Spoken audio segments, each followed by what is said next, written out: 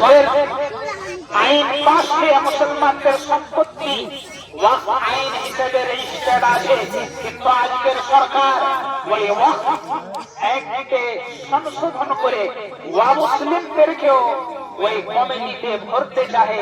জানে মেয়েদেরকে নিয়ে আসার কি হুকুম আছে, নিয়ে আসতে হবে কি হবে না, আর নিয়ে আসবের ব্যবস্থাও আছে। সেখান থেকে যা ফতোয়া আসবে মহল্লে গিয়ে তার উপরে আমল করে। আল্লাহু আকবার, আল্লাহু আকবার, লা ইলাহা ইল্লাল্লাহ, আল্লাহু আকবার, আল্লাহু আকবার, ওয়ালিল্লাহিল হামদ, আল্লাহু আকবার, আল্লাহু আকবার, লা ইলাহা ইল্লাল্লাহ, আল্লাহু আকবার, আল্লাহু আকবার, ওয়ালিল্লাহিল হামদ। গরিব দুঃখী এবং অসহায় তাদের সঙ্গে খুশি বাঁধা, তাদের সঙ্গে তাদের ভোগকে তাদের খিদেকে জানা। আমরা এক মাস রোজা রাখলাম, জানলাম যে পিপাসার কি কষ্ট, ইফতার কি কষ্ট আমরা জেনে গেছি। আমাদের পড়োশিতে আমাদের গ্রামে যারা থাকবে ওরকম তাদের সঙ্গে খুশি বাঁটবো, তাদের বাড়িতেও আমরা মিশিয়ে দিব।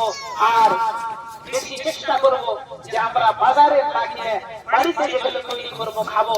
বাজারে বললে হয়, অনেক ডাক্তারও বলে, তারা জানে আজকাল তো যুগের ইউটিউবের যুগ, সবই দেখছেন যে কিভাবে তৈরি হয়। যে চানাচুরে মিষ্টি কত নোংরা জায়গাতে তাদের লোক দেখবেন কত গান্দা, পেশাব করে পানি নেয় না, ওই হাতে তৈরি হচ্ছে।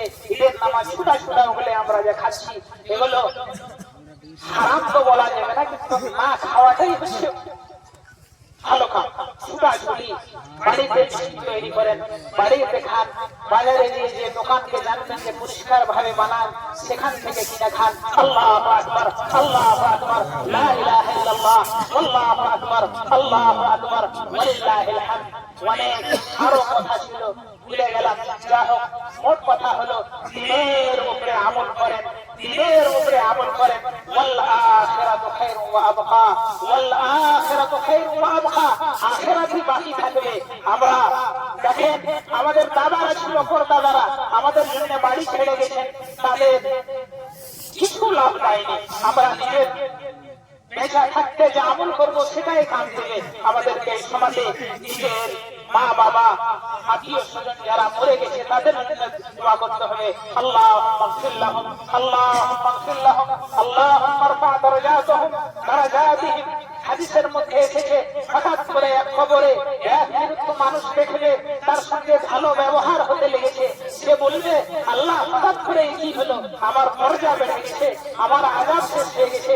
বলবে শোনো, তোমার ছেলেরা তোমার জন্য দোয়া করেছে। আমাদের দরকার আমাদের বাপ মা দাদা দাদি যারা মরে গেছে তাদের জন্য দোয়া করবো। আল্লাহ আল্লাহুম্মা মাগফির লাহুম, আল্লাহুম্মা মাগফির লাহুম। আমরা নিজের জন্য দোয়া করবো, আমরা যেন ইসলামের উপরে অনেক হয়ে থাকতে পারি। দুনিয়ার কোন ঝামেলা, দুনিয়ার কোন শক্তি আমাদেরকে আল্লাহর ইতাআত থেকে বাধা না দিতে পারে। আল্লাহুম্মা সাব্বিত কুলুবানা, আল্লাহুম্মা লা তুযিগ কুলুবানা, আল্লাহুম্মা লা তুযিগ কুলুবানা বা'দা ইয হাদাইতানা ওয়া হাব লানা মিন লাদুনকা রাহমা। রব্বানা আতিনা ফিদ দুনিয়া হাসানাহ, রব্বানা আতিনা ফিদ দুনিয়া হাসানাহ ওয়া ফিল আখিরাতি হাসানাহ ওয়া কিনা আযাবান নার। রব্বানা তাকাব্বাল মিন্না ইন্নাকা আনতাস সামিউল আলিম ওয়া তুব আলাইনা ইন্নাকা আনতাত তাওয়াবুর রহিম। একটা ছোট্ট কথা বলে মনে চলে এলো, যাকাতুল ফিতর, সাদকায়ে ফিতর।